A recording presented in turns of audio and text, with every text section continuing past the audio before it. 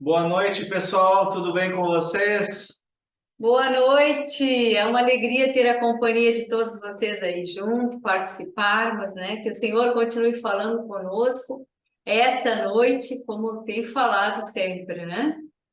Então, nós estamos muito felizes pela participação de todos, alguns, mas principalmente nós estamos aí com umas testemunhas, testemunho de hoje, né? Em especial, temos duas meninas lindas, a Manu e a Lara.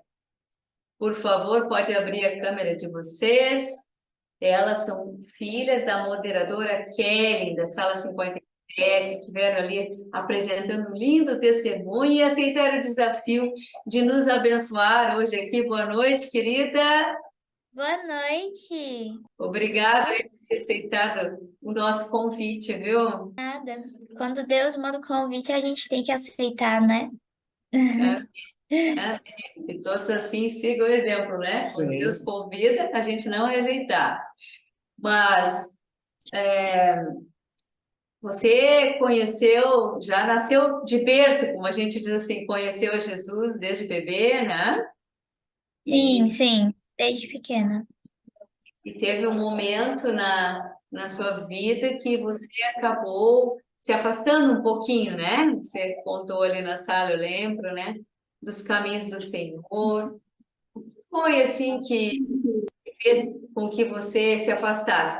Antes, eu queria que tu te apresentasse aí para o pessoal, alguns não conseguiram acompanhar, né? Não acompanha a sala 57, não viram o teu Sim. testemunho. Conta para nós aí. Te Bom, apresenta.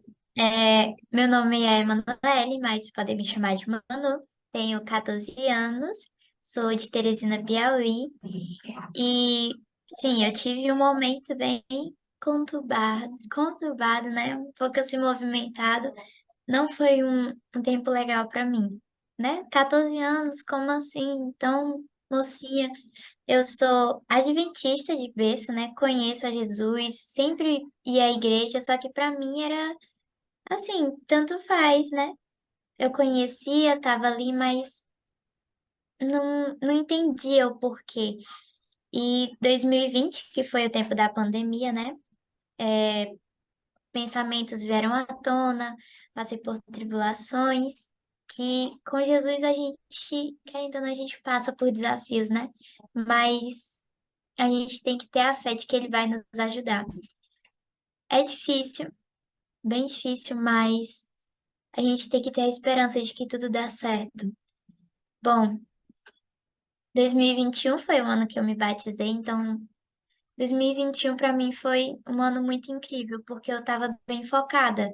Eu li o Espírito de Profecias, eu li a Bíblia, eu acordava 5 horas da manhã, eu estava ali, lendo, e eu diminuía o tempo, acordava 4h30 e começava a ler mais. Então, para mim, aquele momento era muito importante, eu me sentia conectada, eu me sentia bem, eu sentia a presença de Deus, sabe? Jesus como um amigo que tá sempre do nosso lado, cuidando da gente. Então, para mim, isso foi um momento muito bom. E veio 2022, né? Porque eu não estudava em escola assim, como eu posso dizer. Eu estudava homeschool, que era escola em casa, né? Só eu com professores particulares, não tinha mais nenhum aluno, nem nada. E quando eu retornei, né, passei 2 anos estudando assim, mas quando eu retornei para a escola normal, eu comecei a me sentir estranha, né, pela influência dos colegas. Então, a influência que eles, né, transmitiam para mim não era legal, porque a gente sabe que em escola, querendo ou não, são muitas pessoas que nos influenciam. E cristão em uma escola é bem complicado, mas a gente tem que estar ali, firme na palavra de Deus, perseverante, porque se a gente não estiver ali firme, buscando a Deus diariamente, vamos cair. Isso é fato. Se não buscarmos a Deus todo dia, vamos cair. Precisamos buscar todos os dias. É o que a Sala 57 ensina, né? A busca diária do batismo do Espírito Santo. E isso é muito importante, né? Eu vou comentar aqui um pouco sobre a Sala 57, né? Com a sala eu aprendi muitas coisas. Então, para mim, a sala foi algo que me ajudou com a questão de voltar mais para a igreja. Foi o que me fez ter um momento em 2021. Eu assisti a sala, não frequentemente, mas eu amava as pregações, o testemunho, principalmente a hora da pipoca, né? Então, para mim, aqui era tudo lindo. Eu via Jesus ali, eu via Jesus naquelas pessoas e o horário que elas buscavam a Deus, não só o horário, mas por que elas buscavam a Deus. E aquilo é lindo. Muitas pessoas buscando, assim como aqui. É lindo ver esse tanto de gente aqui, é muito lindo buscando a Deus, ouvindo a palavra de Deus, só pelo fato de tirarem um tempo para ouvir a Deus, e é muita coisa. Porque muitas pessoas hoje em dia que se dizem cristãos não tiram tempo nem para ler um versículo na Bíblia. E é difícil, são dificuldades que passamos, mas a gente não pode desistir. A gente tem que sempre orar, sempre buscar. Manu, você comentou também, né, que você começou a conhecer melhor o Espírito Santo. Você não entendia o Espírito Santo da forma como você entende hoje. E essa busca aí, esse conhecimento pelo Espírito Santo fez com que tu se tornasse diferente. Eu lembro que você falou até com relação às suas orações que se tornaram diferentes. Conta para o pessoal que não viu aí. Sim, para mim, né? É Deus Pai, Deus Filho, Espírito Santo. Para mim ali, o Espírito Santo sempre estava em terceiro, né? Era como se fosse só mais um ali na Trindade. Só assim, tipo assim, só mais um ali, nada demais. Mas quando eu aprendi sobre o Espírito Santo e o que ele faz na vida da gente, minha vida mudou completamente, porque eu não entendia isso e eu passei a entender. Minhas orações começaram a mudar, porque agora eu digo: Espírito Santo, me guia, guia minha mente, seja o meu professor a dia, me ajude, me diga o que é certo, me diga o que é errado, porque eu quero seguir o que é certo. Então, isso mudou bastante, para mim foi incrível. E eu percebia que ele não era só mais alguém da Trindade. Não, tá no mesmo patamar, eles estão ali, os três. E devemos buscar sim o Espírito Santo, tanto o Pai quanto o Filho e quanto ao Espírito Santo também. Então, mudou bastante a minha vida, querendo ou não. É incrível o que o Espírito Santo faz na vida da gente. Amém. Eu não sei se você já vai passar para essa parte que vocês desenvolveram aí um ministério, né, uma atividade missionária depois, né, que se encontrou novamente com Cristo, entendeu a importância do Espírito Santo na tua vida. O Espírito Santo então começou a falar para vocês fazerem uma atividade missionária. Que atividade é essa? Vocês continuam aí até Sim, hoje? é, é o Informai, né? Que é informando o Ministério Infantil, né? A gente trabalha com contando historinha para as crianças. Isso é a questão dos vídeos que a gente faz contando historinha para as crianças. E no começo, eu tinha falado para Deus assim: Senhor, eu não quero trabalhar com criança. Me coloque em qualquer ministério, mas eu não quero ir para o Ministério Infantil. Qualquer outro de louvor, pregação, mas eu não quero Ministério Infantil. Mas aí, o que Deus escolheu foi sim o Ministério Infantil. E hoje eu amo criança. Para mim, assim, é muito bom estar ali com as crianças, porque são puros, são filhinhos de Jesus, gente. E são muito fofos. E eu amo isso. Para mim, é aqueles abençoados, mas dá um jeito. E é muito bom. E são essas crianças que irão pregar no futuro, que irão falar, porque os adultos não poderão, mas as crianças irão falar, e é para elas que nós temos que focar a mensagem, porque elas vão poder falar. E quando elas falam, muitos não escutam, mas devem escutar, porque muitas falam a verdade. E para mim, esse ministério até hoje, no começo eu não queria muito, mas depois eu fui vendo que aquilo era para a obra de Deus e se era da vontade de Deus, eu eu vou continuar, vou continuar. Se é Deus que está mandando, É um chamado de Deus, não podemos recusar. E para mim foi muito bom. O Espírito Santo chama, eu aceito. Então, quando eu vi ali a atuação e tudo, como era feito a pregação do Evangelho, eu comecei a me interessar. Para mim era muito bom aquilo. E até hoje é, porque eu me sinto não só conectada com as crianças, me sinto bem ali com elas, mas me sinto, cada vez que eu conto uma historinha, me sinto cada vez mais conectada com Cristo. Porque não só as crianças aprendem, mas eu também aprendo com isso. E os adultos também, né? Sim, Muito, né? Realmente que Deus continue te usando. Nós vamos colocar um pedacinho de um vídeo aí para o pessoal ver, conhecer o trabalho de vocês aí. Agora você está compartilhando na tela. Por enquanto, muito obrigada. Ouçam, vejam só, pessoal, o que o Espírito Santo tem feito na vida, né, dela e da sua irmã, a Lara, né? Trabalham ali juntas. Que ministério lindo. Inclusive, lá na nossa igreja já vi passando, né, esses vídeos Oi, crianças, no tudo momento bem com vocês? infantil. Vocês sabem o que é uma parábola? Uma parábola pode ser uma história real ou uma história imaginária. E Jesus era um ótimo contador de histórias. E ele usava esse método para ensinar o povo. Ah, mas por que Jesus usava esse método para ensinar as pessoas, Manu? Bom, as pessoas tinham sido muito influenciadas pelas ideias erradas daquela época e Jesus usava histórias simples, no caso parábolas, para poder ensinar o povo. Por exemplo, a parábola da moeda, da ovelha perdida, do bom samaritano. E hoje a gente vai ouvir uma delas. Muitas pessoas que gostavam de ouvir Jesus trabalhavam no campo plantando e colhendo. Por isso, Jesus contou a história de um semeador ou um agricultor que saiu para plantar suas sementes. Ele foi jogando suas sementes no solo enquanto andava, só que algumas sementes caíram no caminho e foram comidas por passarinhos. Que pena! Elas não brotaram. Outras sementes caíram no meio das pedras e até começaram a brotar, mas não conseguiram criar raízes no solo. Veio o sol forte, elas ficaram secas e morreram. Ainda outras sementes caíram no caminho de espinhos. Elas também chegaram a brotar, mas logo foram sufocadas pelas ervas daninhas. Ah, mas outras sementes caíram em uma terra boa, fofinha. E olhem aqui o que aconteceu. Elas brotaram, cresceram e ainda produziram muitos frutos. O que será que Jesus quis ensinar com essa história? Quem é o semeador?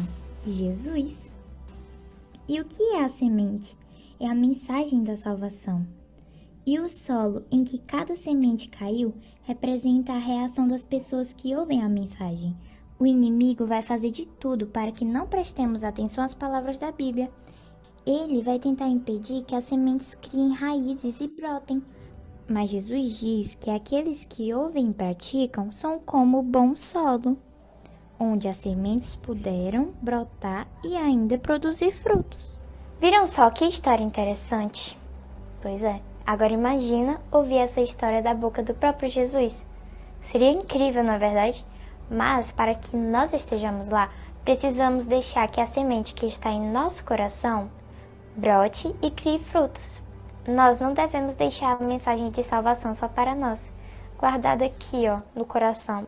Nós devemos espalhar a mensagem, falar para os nossos amiguinhos de Jesus, para que eles também venham conhecer e venham ouvir também as histórias lá juntinho de Deus.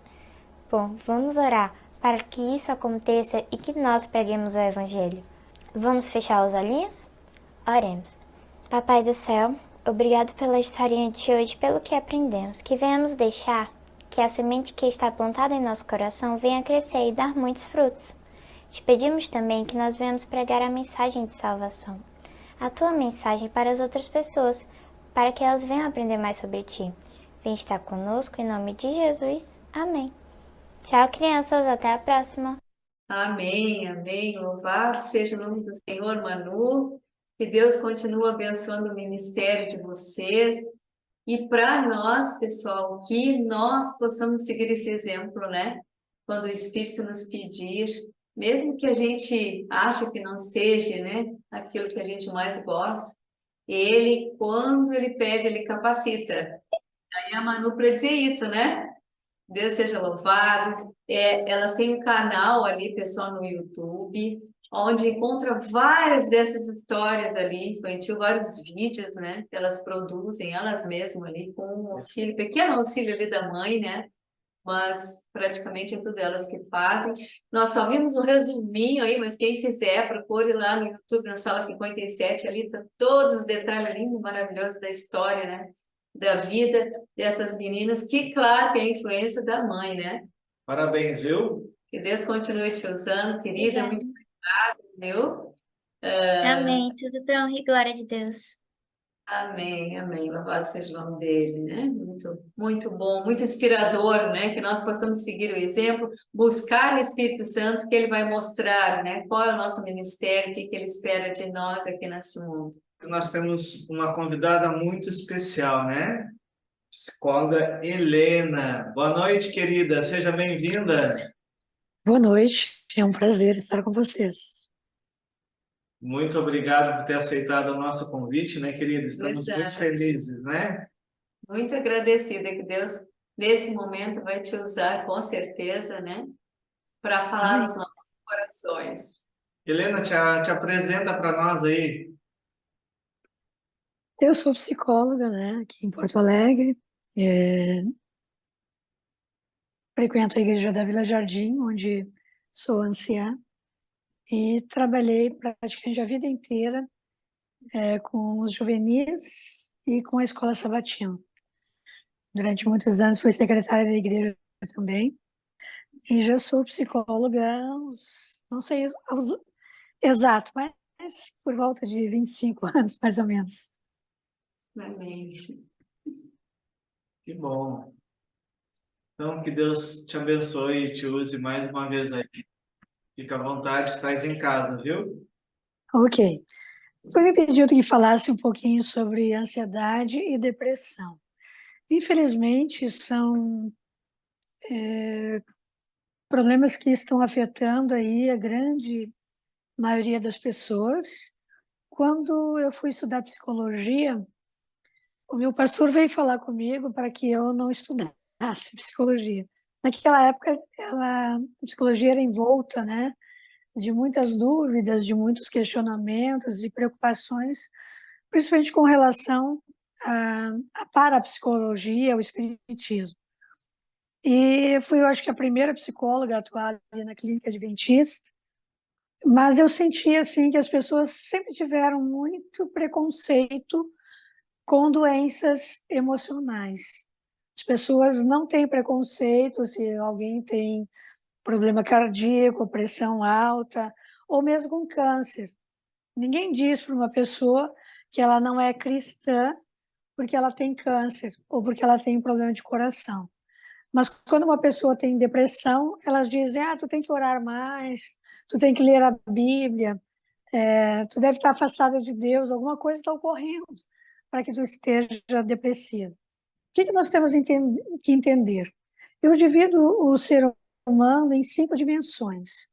Há uma dimensão física, corpo, há uma dimensão cognitiva ou intelectual, tem a ver com pensamento, tem uma dimensão espiritual, tem a ver com fé, uma dimensão social, que tem a ver com os relacionamentos, e a dimensão emocional. O grande problema é que a emoção, ela afeta o corpo, a mente, a fé e os relacionamentos. E é uma dimensão que, infelizmente, não é trabalhada ao longo da vida. As pessoas têm raiva, têm medo, têm tristeza, mas é visto como algo assim, é subjetivo. E não é tratado. E aí, quando chega um patamar, como está chegando hoje, né, devido ao estilo de vida moderno, em que as pessoas trabalham muito, correm de um lado para o outro, dormem muito tarde, acordam cedo, não praticam exercício físico, não têm uma alimentação balanceada, tudo isso contribui para o aumento da depressão, para o aumento da ansiedade. Hoje a gente sabe, né, antigamente a gente não tinha esse conhecimento, As emoções sempre foram colocadas como algo subjetivo e invisível. Hoje, a gente consegue falar com mais tranquilidade sobre isso, e eu atendo bastante crianças, e eu peço para as crianças, né, quando eu começo a atendê-las, dou um corpo humano, uma folha de papel, e peço que elas pintem ali, naquele corpo, em que lugar elas sentem, por exemplo, raiva. Dou um lápis vermelho. Elas geralmente pintam as mãos, porque têm vontade de bater, ou os pés, porque têm vontade de chutar. Quando eu peço para pintar sobre o medo, elas pintam a barriga, dá um frio na barriga, ou os joelhos, porque treme o joelho de medo. Quando a emoção é a tristeza, elas pintam no rosto, nos olhos, né? E assim por diante. O que eu quero mostrar para elas quando elas fazem isso? Eu mostro para elas que a emoção ela é visível no nosso corpo, ela é visível no nosso rosto, um rosto alegre, um rosto triste, um rosto com raiva. Nós demonstramos no nosso corpo a emoção. Então, hoje a gente sabe que a depressão, por exemplo, é a falta de serotonina no cérebro. E a serotonina ela não é metabolizada automaticamente pelo organismo. Ela precisa de outras substâncias que ajudem a ela nessa fabricação. Um aminoácido, um deles é o aminoácido triptofano. Quando eu estudei isso, eu nunca tinha lido essa palavra, triptofano, e muito menos comido o alimento que mais tem triptofano. E a maioria das pessoas nem sabe desse alimento ou nunca usaram, né? O alimento que mais tem triptofano é o tofu, o queijo de soja. E a maioria das pessoas não comem, não tem o hábito, né, de comer. E esse aminoácido ele é utilizado no cérebro para a produção da serotonina. E a falta dele causa, sim, depressão. Tem também o ácido fólico, né? Vitamina B6, vitamina B12, ômega 3. São substâncias que, na falta delas, o nosso corpo começa a sofrer com depressão. Ansiedade também, né? Ansiedade eu digo assim, a depressão é uma doença relacionada ao passado. Marcas do passado, tristezas, angústias, situações que nós vivemos no passado. A ansiedade, ao contrário, é uma doença sobre o futuro, é um medo do que está por vir. E as duas doenças elas tiveram um aumento assim, avassalador durante a pandemia e depois da pandemia. Atendi muitos casos de ataques de pânico depois da pandemia, de pessoas que tiveram Covid e que, devido a isso, algo desestabilizou nelas, né? E elas tiveram ataques de pânico, muitas foram parar no pronto-socorro, achando que estavam tendo um ataque cardíaco, quando, na verdade, era um ataque de pânico. A ansiedade, chegando assim, existe a ansiedade generalizada, né? Que é uma sensação de inquietação, de nervosismo, de fadiga, dificuldade de concentração, de irritabilidade, de tensão muscular, de alteração no sono. Mas quando ela se torna mais constante e mais grave, ela pode levar a fobia e ataque de pânico. Né? O ataque de pânico ele é assim, o último pedido de socorro do organismo dizendo que não aguenta mais. E aí a pessoa pode ter palpitação, sudorese, aquela respiração ofegante, o coração palpita, acelera, ela tem sensação de asfixia, né? De pavor, por isso que ela vai parar no hospital, porque ela acha realmente que ela está morrendo, que ela está tendo ali um ataque cardíaco. E isso as pessoas perguntam, né, mas como é que que isso acontece, por que que a gente sente, o que que provoca, né? São as substâncias do cérebro, né? A gente sabe, hoje a gente sabe, tem mais de 100 neurotransmissores já catalogados, dopamina, serotonina, noradrenalina, adrenalina, endorfina, tem muitos neurotransmissores.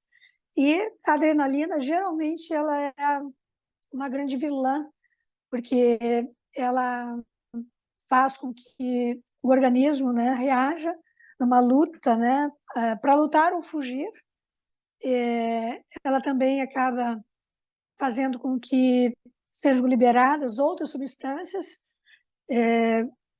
hormônios do estresse, e isso vai fazendo com que a pessoa sinta, né, essa angústia avassaladora. O que que a gente precisa entender, né? Primeiro, não é a questão, não é porque alguém não é cristão ou não está lendo a Bíblia suficientemente ou orando que ela tem depressão ou ansiedade.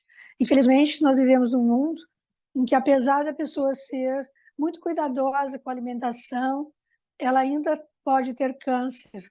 E, às vezes, um câncer, ela nunca fumou e pode ter câncer no pulmão, ela nunca bebeu nem fumou e pode ter um câncer nas cordas vocais, ou na garganta, ou na língua.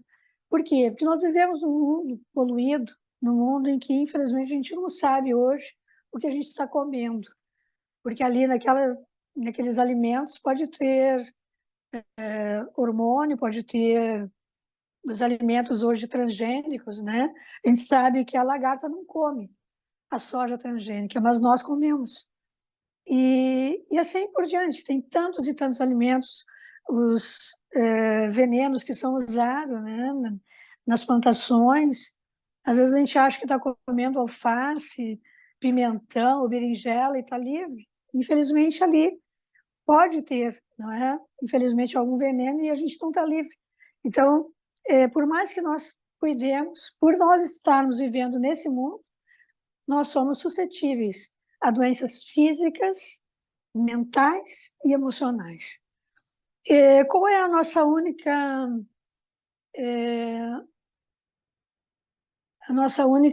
armadura, né? O que que poderia nos ajudar a enfrentar esses males que estão aí? Primeiro, né? Nós precisamos entender que a nossa vida começa a mudar quando nós mudamos algo que nós fazemos todos os dias, que talvez não seja aquilo que seja ideal para a nossa vida, né? Então, a nossa atitude vai determinar as nossas ações. E nós vamos nos tornando aquilo com que estamos comprometidos. Então, por trás de tudo, né, tudo que nós fazemos, há um pensamento. E todo comportamento, ele é motivado por uma crença. E toda ação, ela é estimulada por uma atitude. Provérbios 23, 4 diz assim, ó, tenha cuidado com o que você pensa, pois a sua vida é dirigida pelos seus pensamentos. Toda mudança deve sempre ocorrer primeiro na nossa mente. Precisamos mudar os nossos pensamentos. Paulo disse lá em Romanos 12, né? Deve haver uma renovação, não é em Romanos, é em Efésios. Efésios 4, 23 diz que deveria haver uma renovação espiritual dos nossos pensamentos e, consequentemente, das nossas atitudes. Então, a nossa forma de pensar, ela vai determinar a nossa forma de sentir. E aquilo que nós sentimos influencia a nossa maneira de agir. Às vezes, quando eu atendo pais, e os pais ficam preocupados em mudar o comportamento de uma criança, eu sempre digo a eles, a questão não é o comportamento da criança, mas o que motiva aquele comportamento. Jesus ensinou, e ele falou muitas vezes isso, que é do coração que procede os maus pensamentos, os assassinatos, tudo de ruim, né? Então, nós temos que cuidar do que vai dentro da nossa, do que nós sentimos, que aí vem a questão das emoções. Então, ao longo da história, as estratégias de Deus, não é, para resolver os nossos problemas tem sido assim os mais variados. Quando Adão e Eva pecaram, foi Deus que providenciou as roupas para que eles pudessem se vestir. Quando Elias estava ansioso, angustiado lá naquela montanha, Deus se manifestou através de uma brisa suave. E quando aquela mulher samaritana estava lá junto ao poço, Jesus conversou com ela, não é? De uma forma tranquila, direta. Para diferentes dores, existem diferentes remédios. Quando nós cortamos o nosso dedo, pode ser um corte superficial e aí só um band-aid chega. Mas, de repente, um corte mais profundo e a gente vai ter que levar, de repente, um ponto, colocar ali uma pomada para não infeccionar, proteger para não machucar de novo. Para as inquietudes da mente, existem aí inúmeras abordagens terapêuticas. Tomar decisões e estar disposto a participar ativamente na construção da própria vida é indispensável para que a gente tenha uma vida significativa. Nós vivemos num mundo em que nós somos muito influenciados. A gente diz que as crianças são influenciadas, né? Que os adolescentes são influenciados. Mas, na verdade, todos nós somos. Por que nós compramos determinada marca de sabão em pó, sabão líquido, mesmo ela sendo o dobro do preço de uma marca desconhecida? E nós somos influenciados pela propaganda. Por que nós queremos um determinado carro, um determinado sapato, uma determinada bolsa, ou comprar numa determinada loja? Porque, de alguma forma, alguém nos disse que aquilo era melhor, mesmo que custe mais caro. Então, o que nós temos que entender, né? Nós precisamos entender que nós temos sempre uma escolha a fazer.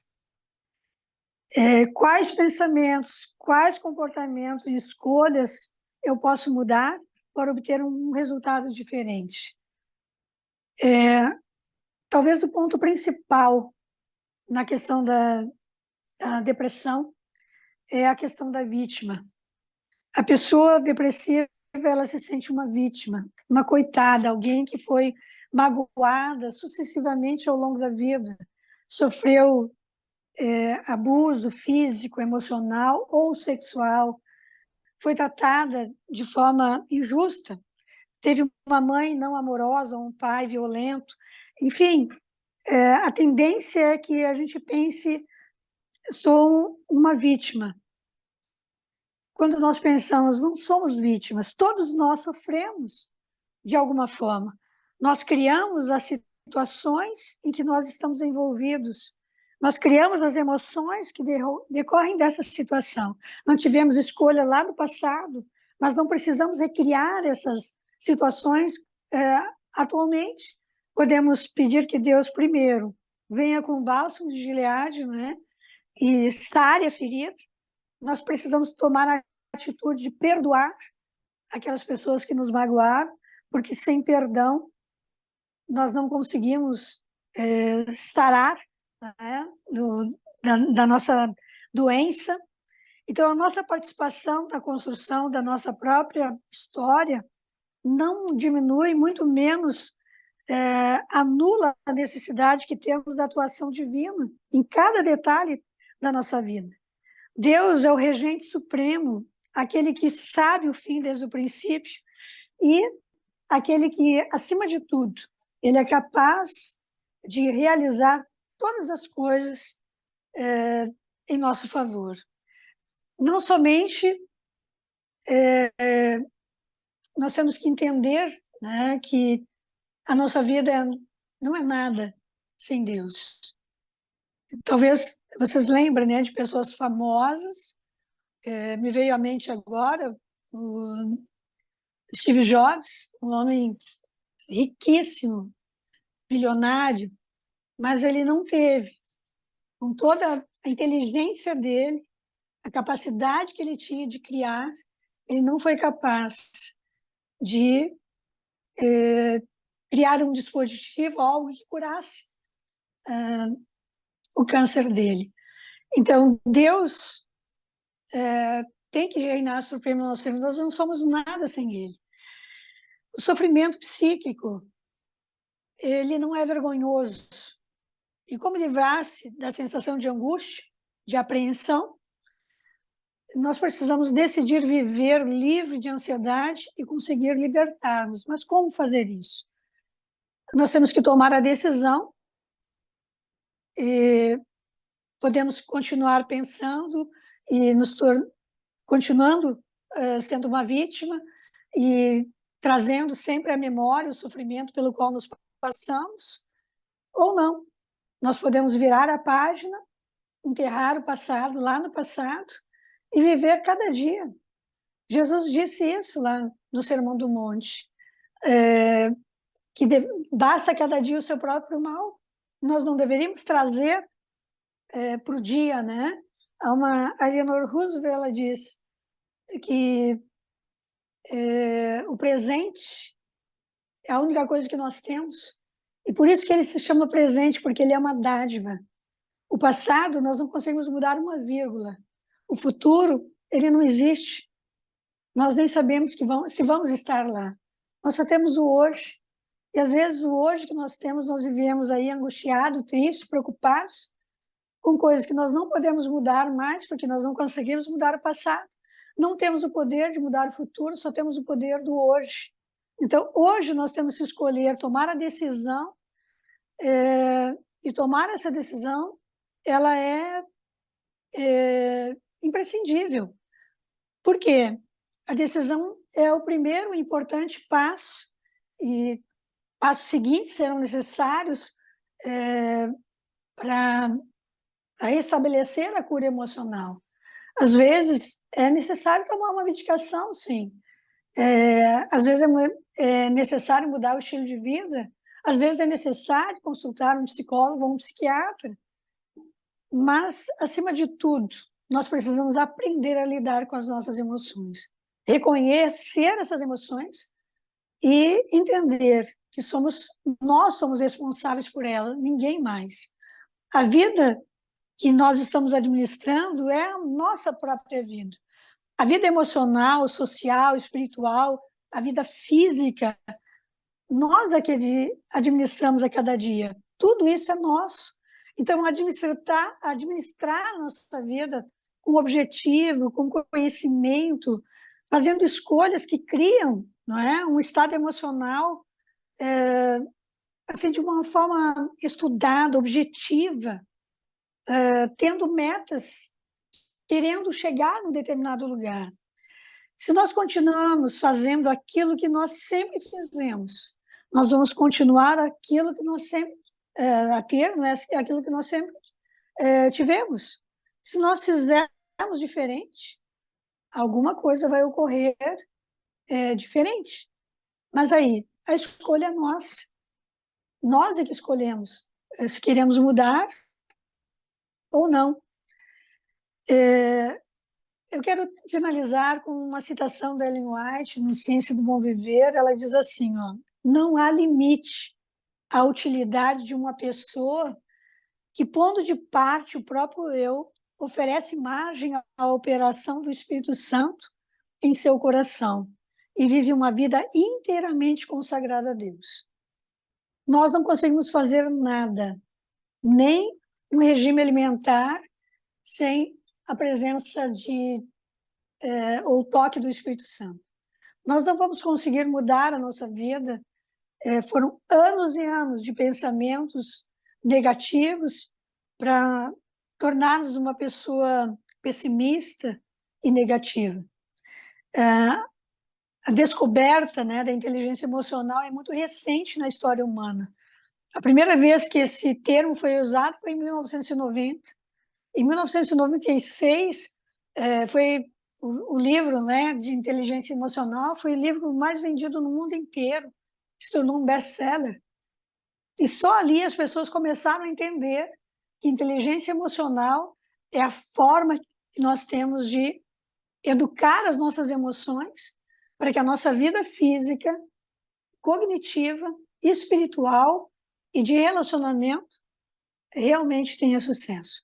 Então, que Deus nos ajude, né, a entender que as mudanças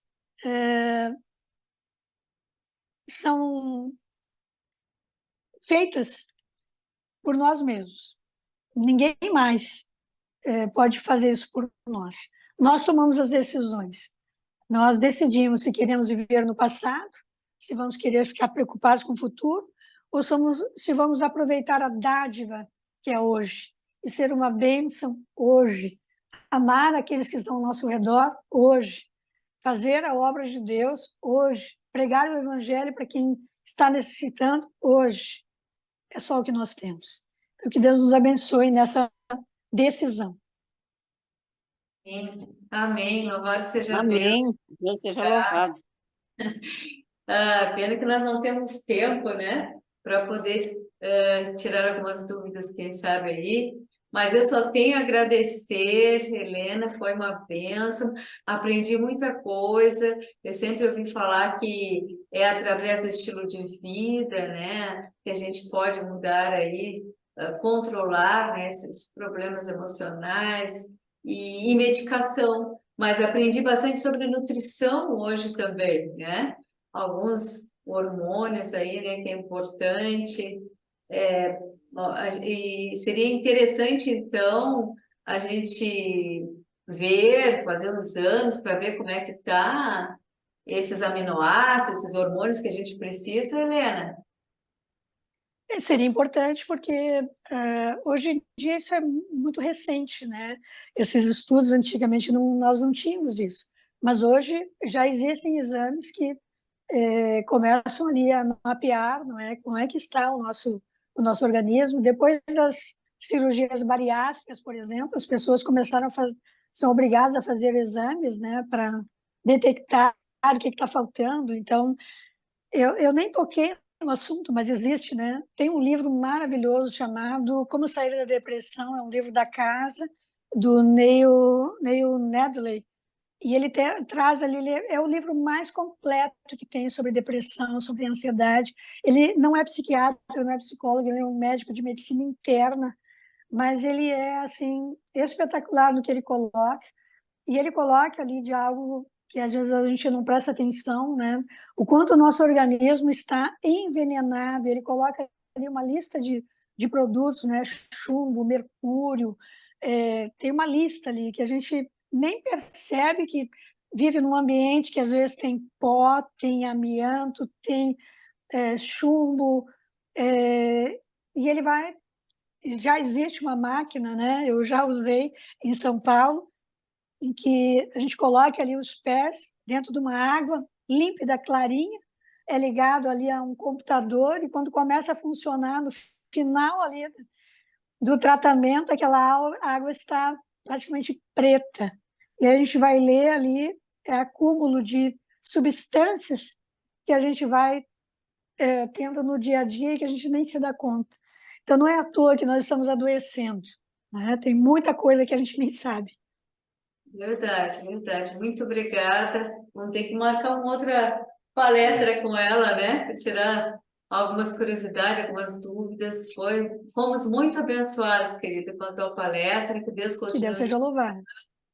E a gente foi o cerne da questão aí, né? Primeiro Deus, que Deus, ele vai nos ajudar, nos dar direção, né? Qual caminho nós seguimos se estamos enfrentando, né? Algum desses problemas, ou ajudar outros, né? Se não estamos, Sim. ajudar outras pessoas. Você pode orar para nós nesse momento, Helena? Sim, podemos. Nosso Deus e Pai, nós te somos agradecidos pelo teu cuidado, por tua proteção. Queremos te pedir, Senhor, que ensine-nos a orar.